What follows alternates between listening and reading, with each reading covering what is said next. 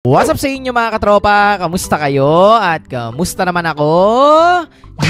So ngayon for today's video ay maganda na naman po yung pag-uusapan natin. Dahil may gusto lang po ko i-share sa inyo at ituro kung paano nga ba mabilis na dumami ang inyong Facebook followers. Kung ang gamit mo ay Facebook page, pwede po yan. Kung ang gamit mo rin ay Facebook profile mo o yung personal account mo, pwede rin po yan. At syempre, ituturo ko sa inyo yung 6 na tips and tricks na pwede nyong gawin o yung 6 na steps or paraan para syempre dumami ang inyong Facebook followers. At kung ready ka na, punta na tayo sa tutorial. Let's go! Sa video na ito ay ituturo nga po sa inyo ang 6 na steps kung paano nga ba dadami yung Facebook followers natin. At syempre kung makikita ninyo ay nagdagdagan na po yung Facebook followers natin. Kaya make sure lang po na sundan nyo tong video na to simula umpisa hanggang dulo. At ngayon, simulan na po natin. Ang first step is pindutin lang po natin yung 3 line sa may gilid. Then click lang po natin dito sa baba yung may nakalagay na settings and privacy. So click lang po natin yan. After po nyan, makikita po natin yung settings. Click din po natin yan. At syempre dahil nandito na tayo sa ating settings and privacy, ay pindutin lang po natin dito yung may nakalagay na followers and public content.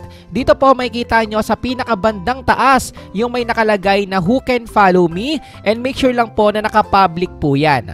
So dito bakit nga ba kailangan natin na piliin naka-public po yan? So ito double check lang natin na dapat naka-public kasi po mapafollow po tayo ng kahit na sino. So imagine kapag may nag-visit ng mismong profile or Facebook page mo, kapag ganito yung nakalagay at naka-public po yan, ay anytime pwede po silang mag-follow. Yung iba po kasi hindi sila pwedeng ma-follow dahil naka-only me po yan or naka-friends lang po yan. So make sure lang po na naka-public po yan. After po nyan ay mag-proceed naman po tayo sa pangalawang step na gagawin po natin, which is yung direct invite sa mga post po natin. So paano nga ba tayo makakapag-invite na ma-follow tayo doon sa mismong hindi pa natin mga followers? So ganito lang po yung mismong gagawin ninyo sa pag-direct invite, okay? So actually guys, merong strategy dyan para mas mabilis kayong makapag-invite. So dito for example, meron kayong isang post.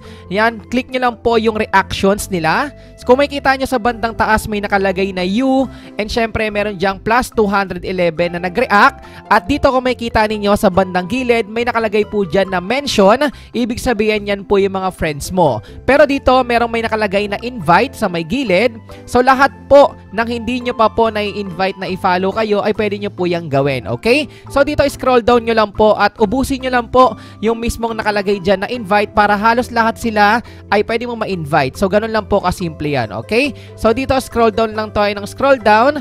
At syempre sabi ko nga sa inyo, hindi lang po sa isang post pwede nyong gawin yan dahil po in case lang naman na meron kang mga viral na mga videos, mga posts, mga trending. For example, itong second post ko, meron din ako mga hindi pa na-invite dito. So i-double check ko lang kung meron pa nga kailangan pang i-invite dahil sayang po yung nasa 3 or 5 or 10 na tao na pwede nating ma-invite. So malay natin makakuha tayo doon ng at least 2 or 3, malaking bagay na po yun. Okay? So ganon, nagwo-work yung mismong second na kailangan nating gawin na direct invite doon sa pag-follow. Okay? At ngayon naman po ay pwede na tayo mag-proceed doon sa pangatlong step na gagawin po natin na pag-turn on ng professional mode, at make sure lang na hindi po tayo naka-lock profile. Ang kagandahan kasi kapag na-monetize po tayo dito at syempre naka-professional mode na po yung personal account po natin o yung Facebook profile natin or Facebook page, pwede po tayong kumita doon, okay? So paano nga ba natin gagawin yon? Pindutin lang po natin yung 3 bilog sa gilid. May nakalagay po dyan na turn on professional mode at syempre kailangan nyo lang pong i-turn on yon. So dito kung makikita po ninyo ay may nakalagay na lang na turn professional mode off dahil nga po monetize na po yung Facebook account ko, and syempre matagal na pong kumikita to at naka-turn on na po yan nung last year pa. So dito in case lang naman na available sa inyo is make sure lang po na naka-turn on yung professional mode, okay? So dito naman pakita ko lang sa inyo in case lang naman is kumikita na ito at magkakaroon kayo ng professional dashboard kapag monetize na po at naka-turn on yung professional mode po ninyo. So maganda talaga in case lang na makalimutan ninyo yung professional mode, huwag nyo sayangin yon dahil pwede kayo maging content creator. Malay nyo ay may potential kayo na kumita at gumawa ng contents na gusto po ninyo, okay? Take note, huwag po kayong mag-lock profile dahil sayang naman yung mga potential followers na pwedeng syempre mag-follow sa inyo. So huwag nyo nyo pong sayangin yon. Yung pang-apat naman po na steps na pwede nating gawin ay syempre yung pag-upload ng quality and trending content sa account po natin, na kung saan for example is itong Nano Banana o yung Google Gemini. For example, di ba, nakita nyo naman nag-trending ito na marami pong gumagawa niyan. So gumawa po ako ng tutorial niyan at makikita nyo yung engagement ng ibang tao, yung mga followers natin na gustong magpatulong, magpagawa. So dahil nga trending siya at nag-viral sa ngayon, is mas maganda na makipag-engage tayo at mag-upload pa tayo ng mga videos and trending contents about po doon sa specific na niche or sabihin na nating mga topic na pwede nating gawan ng videos. Okay? So dito mapapost or videos, pwede nyo po gawin yon. Make sure lang po na quality yung pag-edit ninyo, and syempre nakaka-cope up tayo or nakakasabay tayo doon sa mismong trending topics. Yung panglima naman po is kabisado na natin yan or already given na, which is advice ko rin sa inyo, is yung consistent na pag-upload. So dito marami na rin po nag-a-advise niyan, pero sabi ko sa inyo, based on my experience, ay talagang effective po talaga yung consistency sa pag-upload, dahil nga kapag kayo ay tinamad or sabihin na natin, di ba, last month ka pa nag-upload tapos mag-upload ka kada buwan, so mahihirapan naman,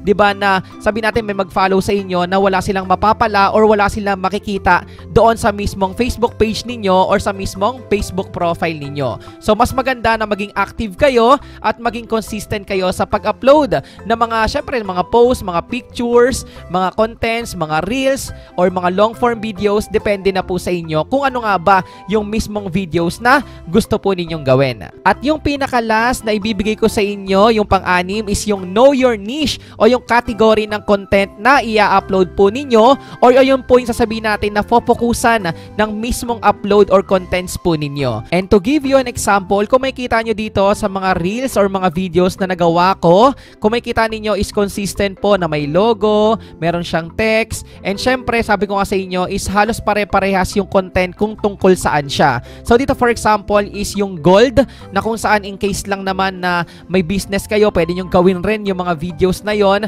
So depende na sa inyo kung magaling kayo magluto, kumakanta kayo, magaling kayong sumayaw, magaling ka mag-basketball, kung ano-ano yung mga talent na pwede nyong i-upload o ipakita, yung mga skills na pwede nyong ipakita, pwede po yan. So ang pinaka the best lang na ma-advise ko sa inyo is fokusan ninyo at alamin ninyo saan nga ba kayo masaya na content sa pagluluto, pagsasayaw. Alamin nyo kung ano nga ba yung category ng content na sa tingin nyo ay magiging consistent rin kayo at magiging masaya kayo habang ginagawa or ina-upload yung mga videos na yon. So again, yung pang-anim, alamin mo yung category ng content mo o yung niche na focusan mo. At ayun lang po yung 6 na simpleng steps na pwede nyong gawin at sundan para magkaroon kayo ng chance or potential na dumami ang inyong Facebook followers. Pero again guys nakadepende po yan sa consistency at syempre yung sipag ninyo sa pag-upload ng contents ninyo, dahil nakasalalay pa rin sa inyo kung gaano kayo kadeterminado na mag-upload ng mga contents na sa tingin nyo ay may value. Kapag nagustuhan yan ng mga viewers or syempre yung mga potential followers natin, ay syempre may chance tayo na dumami at maging content creator na rin na pagkakitaan natin yung mismong mga ina-upload po natin. At syempre guys, sabi ko nga sa inyo, yung 1, 2, 3, 4, 5, 6 na steps na yon, pwede nyong gawin kahit anong steps po doon, depende po yan sa inyo. And again guys, kung ikaw ay may clarification, suggestions, or questions, ay pwede mo yung i-comment dyan sa may comment section sa baba. At syempre kung bago ka lang dito sa YouTube channel ko kay Steamer TV, ay welcome na welcome ka. Pwede ka mag-subscribe at pinutin ang mahiwagang notification bell para sure at 100% sure na updated ka sa mga future uploads ko. You know, peace out, like, comment, and subscribe. Peace! One love!